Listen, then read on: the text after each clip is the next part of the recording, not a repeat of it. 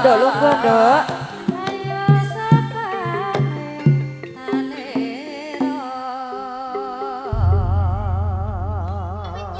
Cek, kula Ndarayu.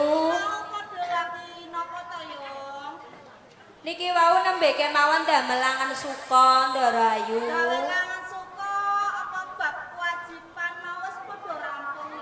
Kepareng kula matur Ndarayu.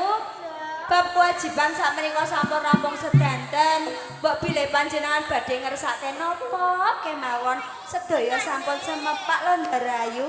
Lah mau tata busana sing kanggo aku apa wis mbok cepakna ya. Nggih sampun to, anake kula setunggal mboko setunggal. Sampun kula paringi kewajibane piyambak-piyambak. Nggih. Nggih. Sematur suwun banget kok yang sakwise aku mbok likur ning kanca-kancamu ku ya padha semangat kabeh ya. Aku ngerti iki mau kok ya. Mau Mbak sapa mau? Mbak Wiwit. Mbak Wiwit mau ya nyundang aku. Nggih, sinden Rainaga sakmenika Ndarayu.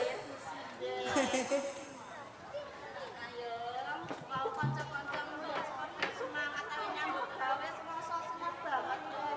Ngene ya yang yo. Pripun?